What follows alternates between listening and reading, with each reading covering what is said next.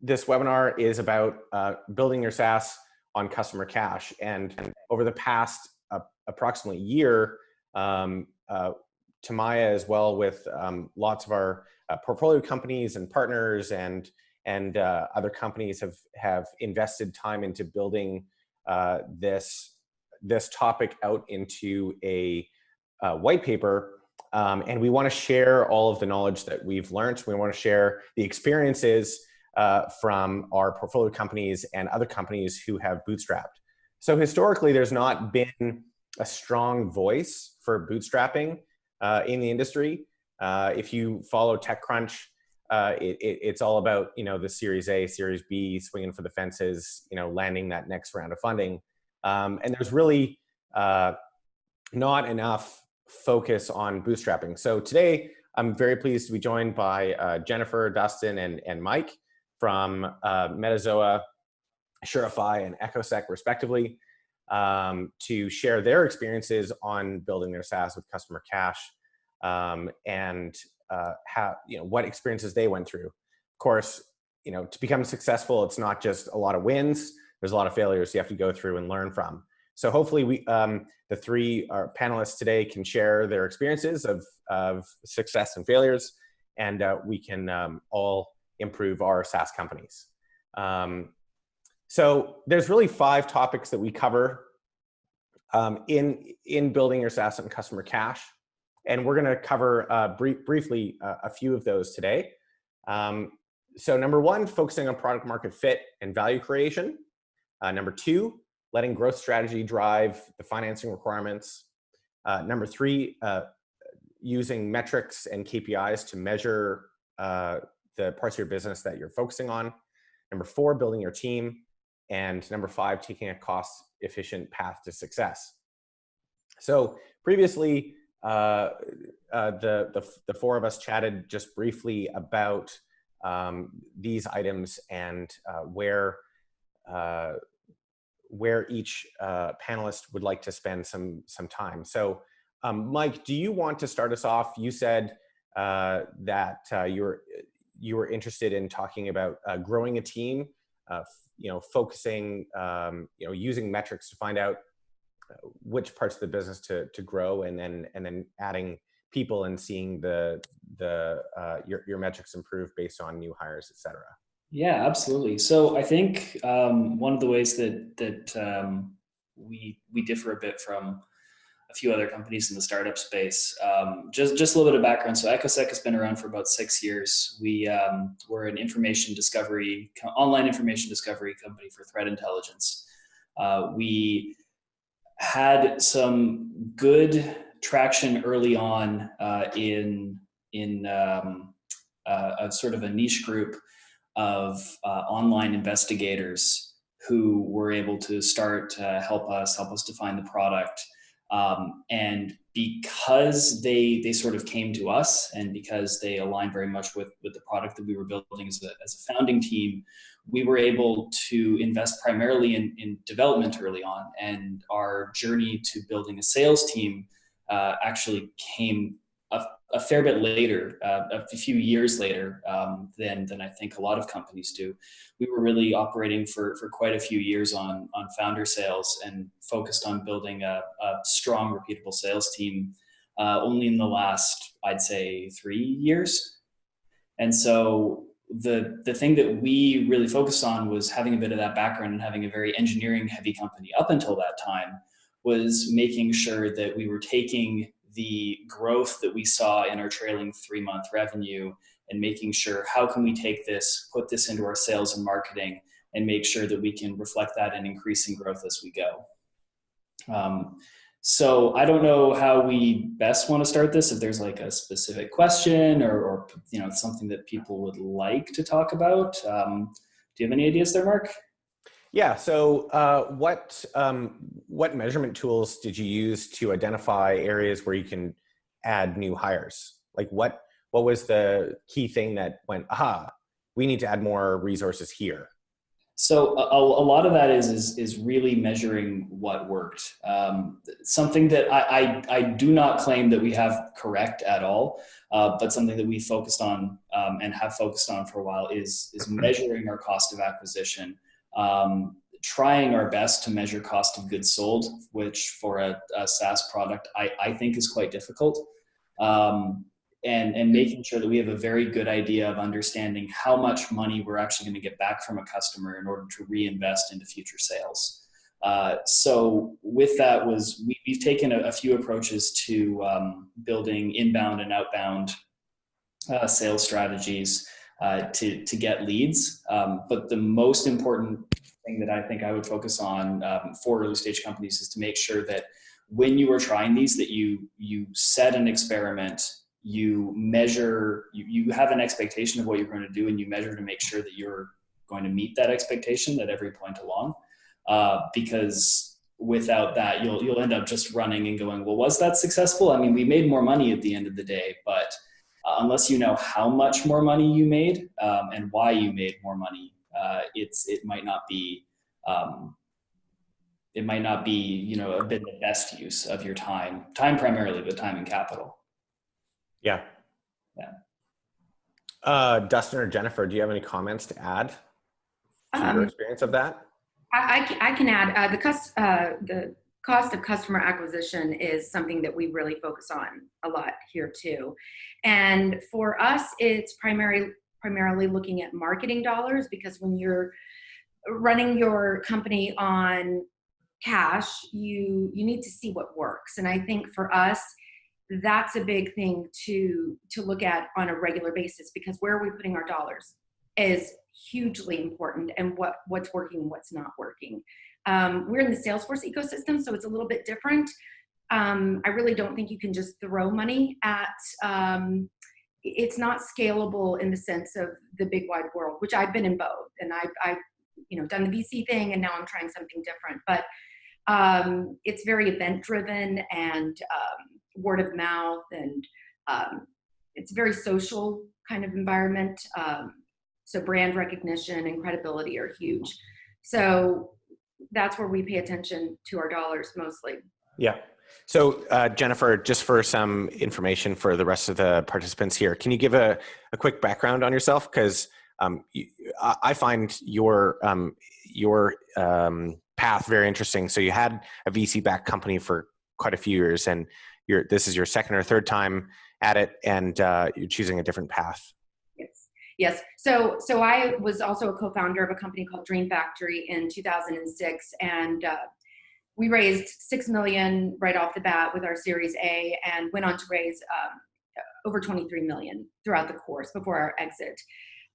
During that time, we were originally a Salesforce partner. Actually, one of the very first Salesforce partners, had one of the first apps on the App Exchange. So we had that history with them. Around 2011, the investors prompted us to pivot to try something off of the Salesforce platform, thinking that that wasn't a viable option to run a business and have a successful exit. So we did, and created an API platform for PHP developers. So I've been in the ecosystem and outside of the ecosystem. Yeah. And I've definitely been a part of the I don't know what you want to call it, but it's go big or go. It's Silicon Valley right now, and it's not changing anytime soon. And you're right, Mark. I mean, they're not talking about it a lot. I am doing a lot of press for Salesforce right now, and I was just at Dreamforce speaking to a lot of new partners, and this is one of the things that I'm talking to them about, because being a part of the ecosystem, there's a lot of benefits to keeping your cash flow going and keeping your cash, and keeping your equity.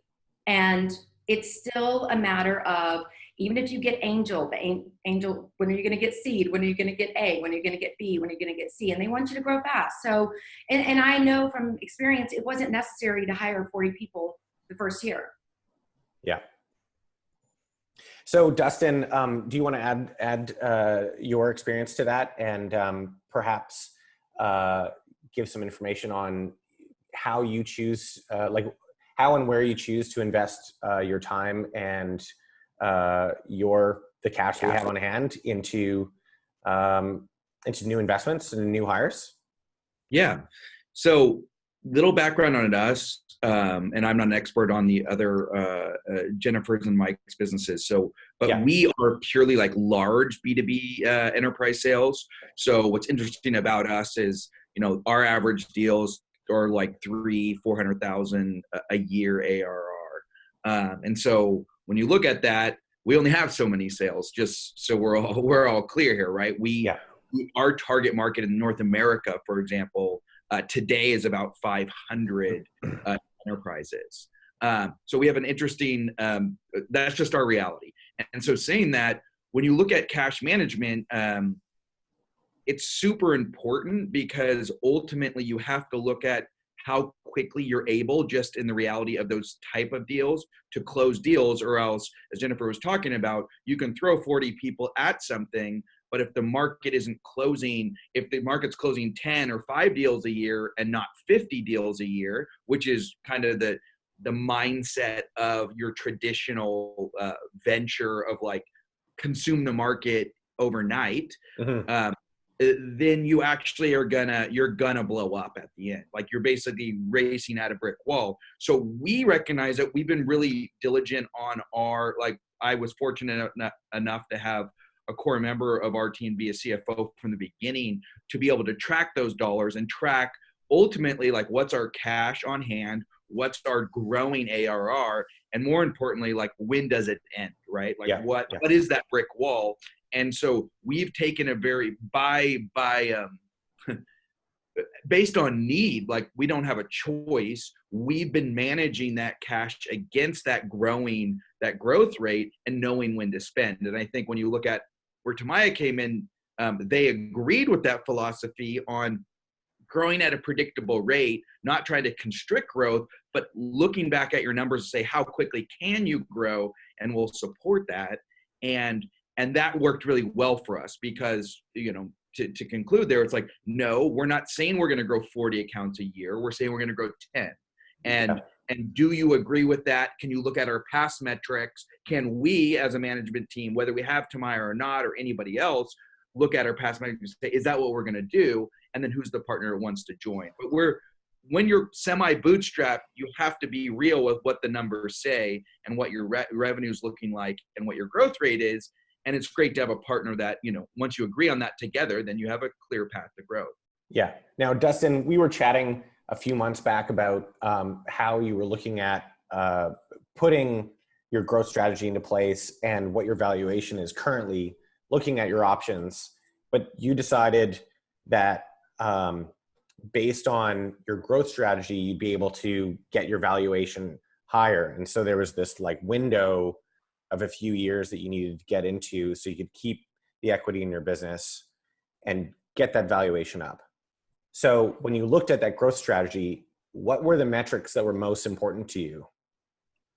Well, yeah, simply put, let's just call it a couple factors.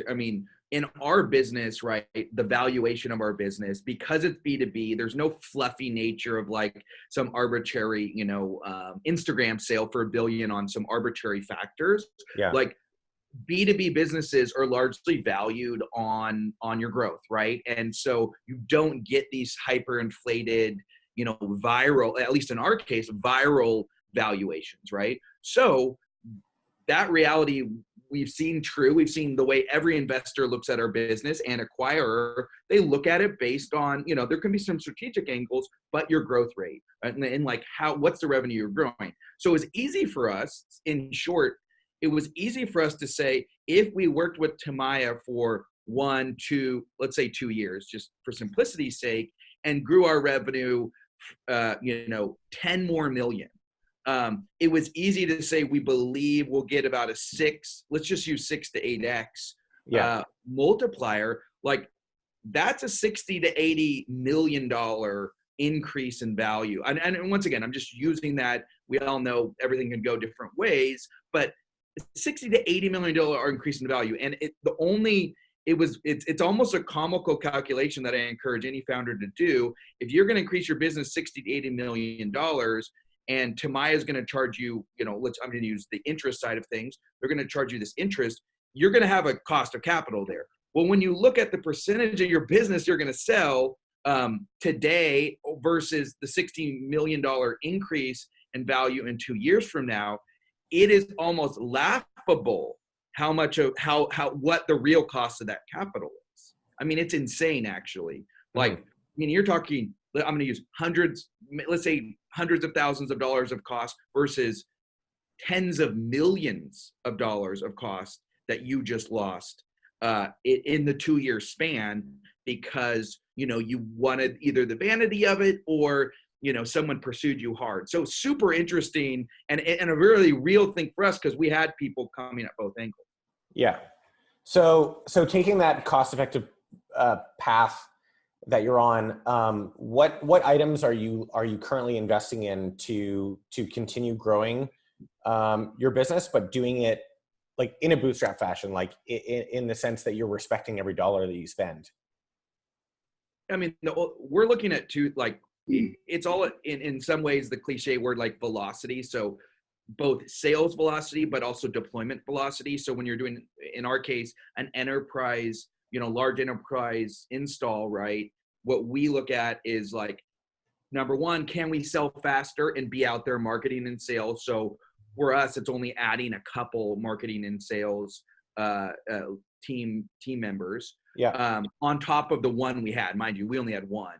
So we look at, that's a 200 to 500% growth there. But the second is we're investing in what we would call product maturity or hardening to be able to deploy faster, less setup time, et cetera. So those are the two areas which both have to do with velocity to, once again, drive that additional 10 million in ARR and that 80 million in value. I mean, we're fixated, but I will just caveat that with, our team, we have a large India contingency as well as, meaning we have everyone's full time, but we have 25 in the US and 50 in India.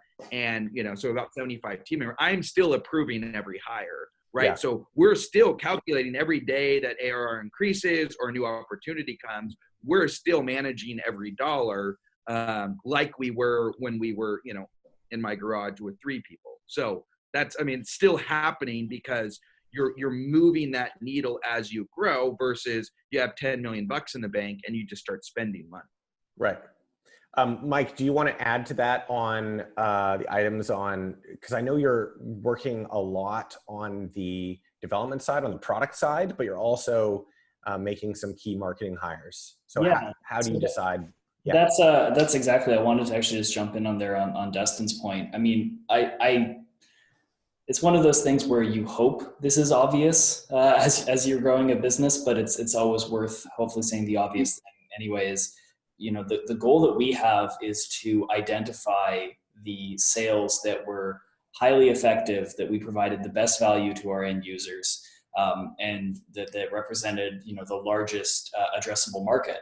Because we sell into multiple verticals within threat intelligence, and there are a few different ways you can use our tool, but our goal our goal for the last few years has been to say, where are we seeing really consistent value and good conversions, and how do we build sales plans around these where we can just plug in more sales efforts, so more outbound generation. So how can we find a list of a particular buyer we have high confidence is going to buy, hand that off to an SDR? That's a known cost.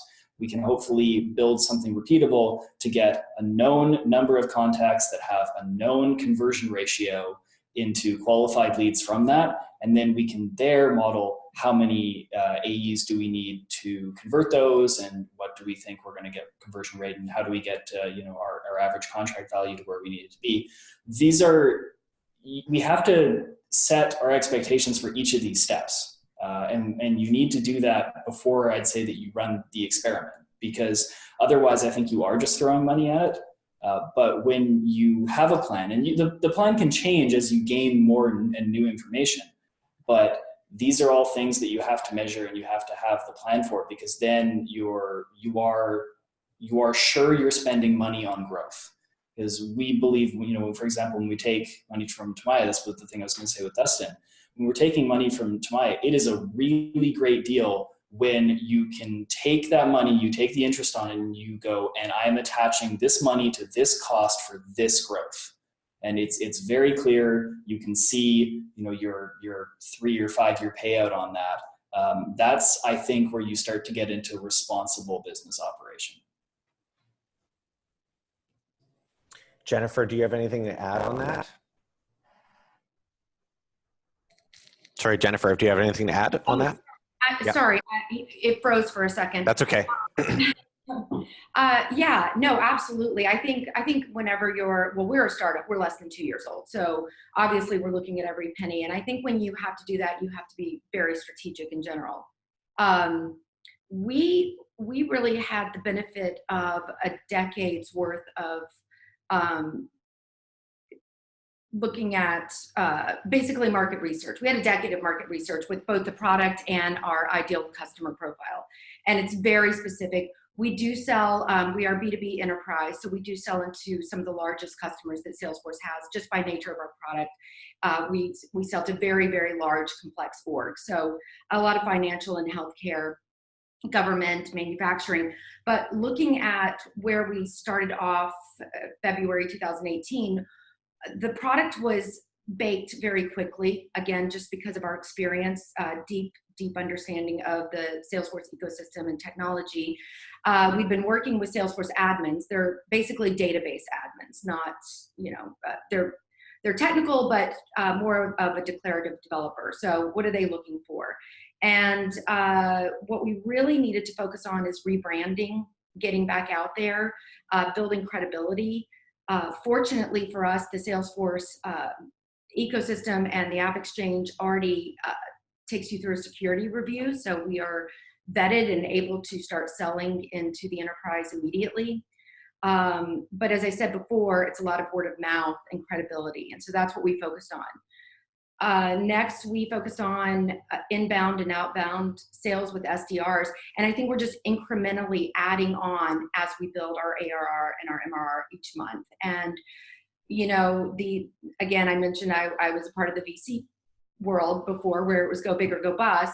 And working with Tamaya, you don't have to do that. It can be a moderate growth plan, which I think is a strategy for longevity versus the other.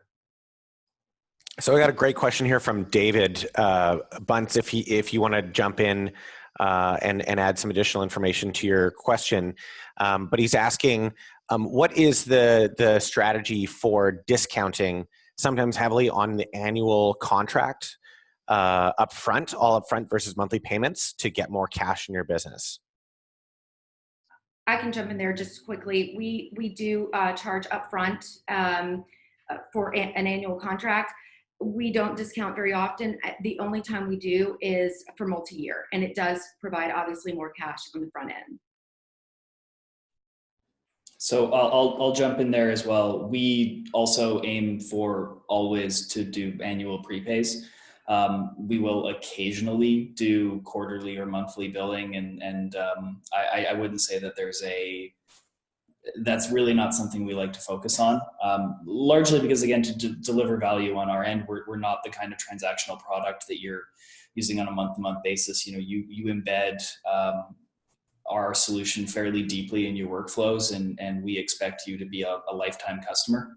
But again, we will do a discount for a multi-year deal because you're pledging at very least consistency and sustainability for the business. I think you have to look at what your cost of delivery is. I think a lot of startups that are still working on their pricing can get into a trap where you get very close, especially if you're not good at modeling your cost of sales, where when you really look at it, you may have paid a customer to be a customer. And that is not, sometimes if you're going for broke, maybe that's okay. But that's something I think we should be aware of.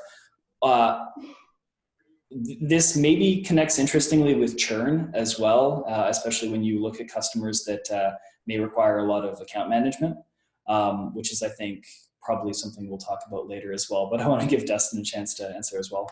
Sure. Yeah, I'd say the team kicked me out of that one. I mean, they don't let me. There's what I have nowadays. It's something that our head of sales has done. Like, I'm not allowed to talk about price with anybody, and I literally, like, yeah, I'm just not allowed to go there. But let's be frank. Everyone here, like, I think all companies, depending on where you're at, are gonna look at cash differently or the same depending on where you're at. Meaning, is the cash super important? Like, for example, like, does getting a bunch of money up front right now go back to growth rate? Does it drive your growth or secure you 1, 2, 3 more months? And can you put a value on that? Well, then you do it accordingly. I mean, like I said, our cash payments are pretty large for these companies. And so, maybe we're more flexible. I have no idea, once again, Jennifer and Mike's, yearly contract values, but we are, I would say, like, what we're looking for, and I think we all are, is a long-term client and consistency with that. And actually, I will throw out something to all of you here. I think in the beginning, we started taking upfront payments a lot, and it was driving our growth. But sometimes, let's throw it out, that people can get foolish when they have a lot of cash in their bank. And so it was really weird. This is just a funny statement that who knows what I'm supposed to say. But if you have a bunch of money at the beginning of the year and you start spending it like, it's your job, it sometimes it's like having a bunch of investment money in your bank. You can actually spend it foolishly. And there's been times where when you're managing your cash, you're kind of, wait, is that money, like, should we really be looking at spending that money in the year end or spreading it out? And yeah. I'm just admitting that many people on the call could be in smaller stage companies, and it is a trap you can get in, always thinking that you're going to get that money again, or that you're indirectly not spending money that's actually committed to the end of the year, right? Throwing it out there that over time that's flattened out for us, and that's a good thing. But in the beginning, mind you, when we started, with 0 clients, et cetera, and we're getting a $300,000 payment up front, can be a little bit tricky. And I want to just call that out and advise everyone to have wise spending habits, or else you can get knocked against. You could have a great business and be out of cash and be like, holy shit, this is bad. Yeah. Yeah. Especially, actually, I would argue something that happens for us, because we deal with a lot of government contracts, is we often end up with seasonality in our revenue. And that's just something to be aware of. Again, I think I agree with Dustin totally. You're borrowing from yourself with prepays almost. It's money that you can use to fuel growth. And if that math works, then great. You've made a great business choice. Just make sure the math works. Jennifer, you've been on both sides. What's your experience with that? Well, I think anytime you're selling into the enterprise, you're going to deal with unpredictable revenue. I mean, it is what it is. We definitely, I think it's almost more work to try to figure out monthly or quarterly. The customers that we work with, we go through procurement, and that's what takes the longest for us. The buyer wants the product quickly. The procurement can take months, and that's where you're dealing with a cash flow issue. Or you have a company like, MetLife or Merck or someone who they pay net 90, and that's in their contract, and they're not budging on that. So once you're past the buyer, you're dealing with a procurement department that doesn't really care. You're a stack of papers on their desk, and they just have to get through it. But I found that I think if you're going to do monthly or quarterly, you would do it with a credit card, and that's difficult for our customers as well. So we do the prepay and just try to be as careful as possible, knowing that revenue is not predictable. Great. Thanks a lot. So let's move to a different topic here quickly. We have approximately 15 minutes left, so try to cover off 1 or 2 more topics and just be open to some questions at the end. So moving on to product market fit. So I know a lot of you founders are within like the 5-year mark. How do you manage figuring out, getting a company in the door, like getting someone to pay for your service, but also figuring out where you can drive that value? And so getting product market fit and value creation at the same time, especially in the early days, like when you're, less than $1 million or $1 million ARR. So I can jump in there. Yeah. I'll just quickly say, we again, I said we had a decade of learnings for product market fit, and we saw a major problem that nobody was solving when we formed Metazoa. And by the time somebody finds us, they're already in a critical need. So we don't have to sell them that they need our product. They know they need our product. The problem that we face is, how do they find us, or do they know we exist? Right. And that's when we have to attend these big shows like Dreamforce and TDX and community events and user groups. And it's really just getting out there and making sure that we're known. And, but it's the admin, again, who we sell to, they have the budget. They have the quote keys to the castle. They have the purchasing authority. So Salesforce sells to the admin. We sell to the admin. It's just making sure that the admins know that we exist. Right. That's what our struggle is. And we're new-ish, less than 2 years old. So it's starting to ramp up quickly. Go ahead, Mike. I was going to say on that note, I think it's very important when you look at marketing, especially, to consider both your traditional and non-traditional channels of marketing. And there's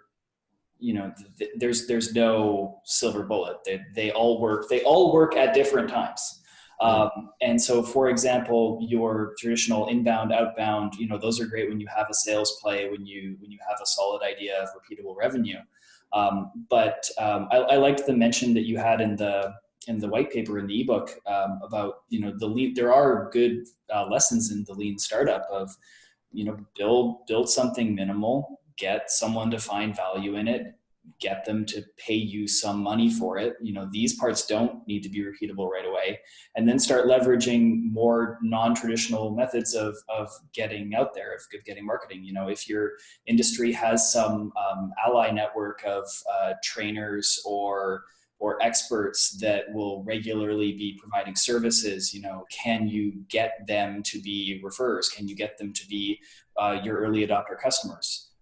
Can you yourself provide education in the space and steer that education towards your product? So, for example, we invest quite heavily in training people in open source intelligence, and we invest heavily in online courses for this because it helps drive value for our end users towards us. That's great. Dustin, do you have an example of some marketing that you've seen in the past that works, that help drive value creation, but also identify the product market fit? Yeah, I mean, the way it's worked from day one with us is like, we all have, all founders, all product team, like we have ideas, right? And so ultimately we took the time to build that idea based on what we knew. But I think at the end of the day, when I only have 500 North American prospects today, like, it's spending a lot of time with them. I think I like to say in enterprise software, like emerging, like stuff that they don't have. So I'm not talking about things that they do have. Like, ultimately, like, you're matching software with what they actually need.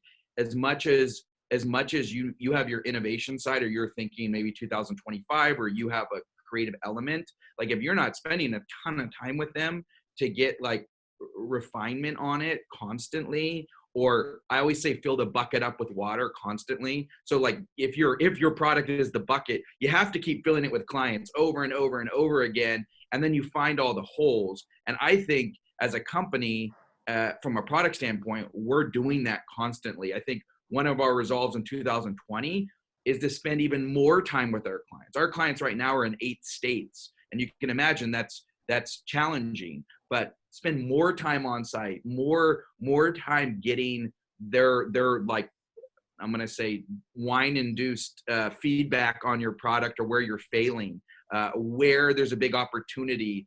I say, like, people say things, and like, it's the whispers, I think, that open a lot of doors. Yeah. Whispers are huge in software about, the competitive advantage or where you're, about team members, but it's spending more time with your client, setting all day reviews, and seeing your client as just as much, at least a part of your product ownership. It's challenging. We can debate all day that, if you ask somebody what they want a faster horse. But in enterprise software, I feel as though when you're integrating with other systems and there's legacy change management involved, you gotta be there and you gotta be listening. And we do a ton of that. So Dustin, you've heard that whisper, and you hear someone having an additional problem, or there might be an issue with the service they're getting, et cetera. How do you turn that feedback into improvements? But most importantly, how do you talk to that customer again and ask them to pay you more money?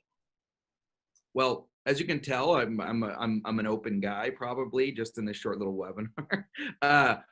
We go direct at it. I'm just big into, like, hitting the nail on the head. I use this stupid phrase, calling the kettle black, or whatever it is. It's like, I heard that, and then we circle up, and I get the product team on, account management, and it's like, we heard this. We don't take this lightly. Like, we want to dive in. We want to learn. We want to evolve. And for us, we have delivery, account management, and then we also have product.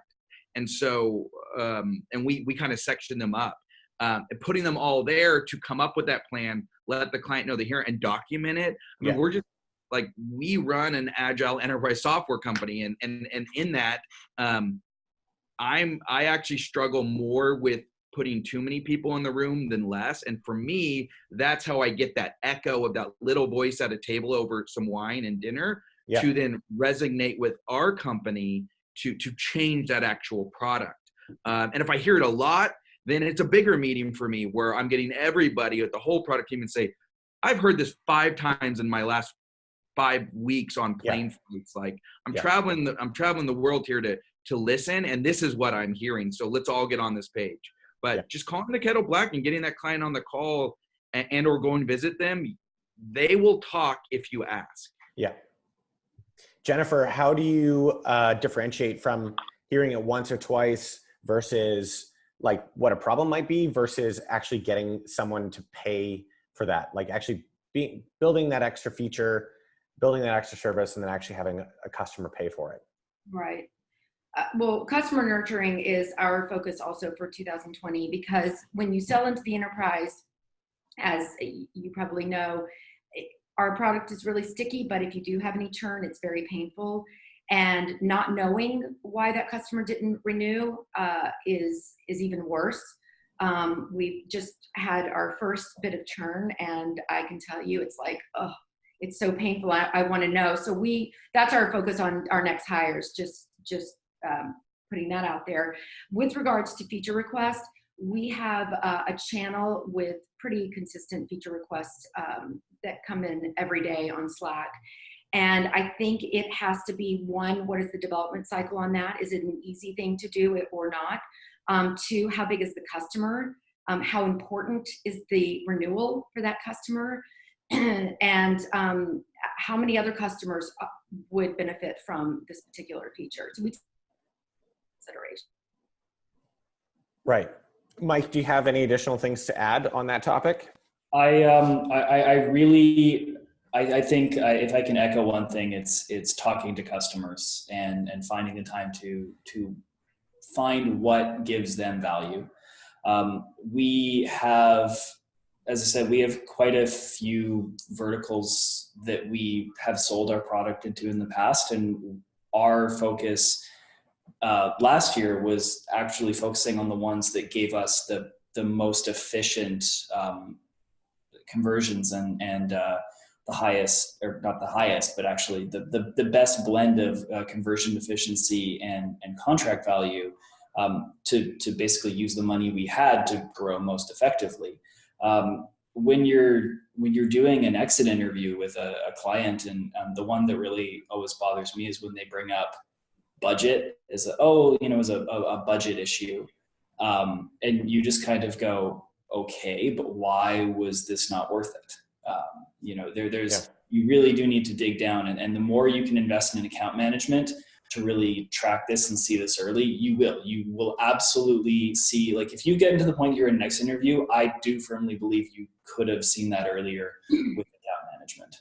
Yeah, that's great. Well, we're approaching quickly the end of this webinar here. We have 3 more minutes. So I just wanted to thank our panelists, Jennifer from Metazoa, Dustin from Surify, and Mike from Ecosec. I'm going to hold on here for another 10 minutes-ish to see if there's any additional questions, but I did record this webinar, so I'll be sending it out along with the white paper shortly after, hopefully today or tomorrow. For the panelists, if you have anything to add, we do have 2 more minutes here. So, but again, appreciate your time. I appreciate you sharing your experiences, and yeah, just thanks very much for being here. Yeah. Thanks for having us. Yeah, it was fun. Yeah, thank you. And anybody, as I'm sure we're all available somewhere online, so that people on the call can always ask us things. But there's always 2 sides to anything, and that's why Tamaya is such a great opportunity, because the noise in the market, right, is you're as good as your announcement that you raised a bunch of money is kind of where your value is. And I can tell you, like, as you build a business and acquisition offers come in, or people start talking to you about that, it's actually all those things that hurt you versus where's your revenue at, how many people do you have on your cap table, and ultimately, is it 3, 5, or 10 years that eventually you're going to sell? Not everyone's going to be a 50-year CEO.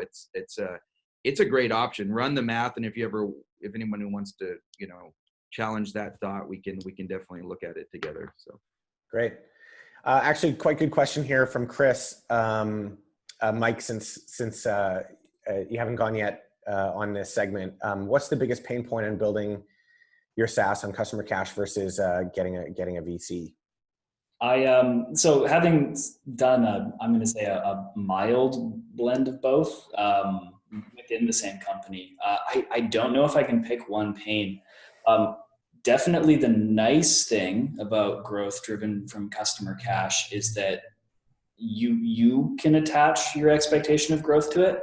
And I think we've all sort of talked about this, is when you take VC money, there's an expectation of growth. Every dollar you take has now an expectation of return. When you build with customer cash, that expectation is at least your own. It should be aggressive, but it's your own expectation. I would say the biggest pain point is again, it comes down to, it's also on you. How reliable and how sure you are of that growth plan is also up to you. It's not it's not the investors coming in with a large sum of cash. It's the result of many small things all working in balance. Jennifer, do you just want to quickly add your perspective on that? I agree with what Mike said, and especially the expectations, because the investor, you have to look at it from their perspective as well. I mean, there's nothing wrong with venture capitalists. It's just their expectation is 10 times on that return, and they don't want to wait 10 years for that. So there is a big expectation to grow, to use every dollar to grow quickly. And sometimes talk about spending cash foolishly. You will, because you need to spend that cash quickly. Yeah. And I've been in that predicament before. Yeah. Versus growing it with your customer cash, you're much more methodical and careful and tactical about where you spend your cash and growing your business. Great. Well, thanks everyone for being here. I'm going to call the end of the webinar because it is the time. We're actually 1 minute over. But again, thanks to our panelists, Jennifer from Metazoa, Dustin from Surify, and Mike from Ecosec. I'll be sending out the white paper and the recording shortly. Again, thanks for everyone for being here. Really appreciate your time. Thank you. Okay. Bye.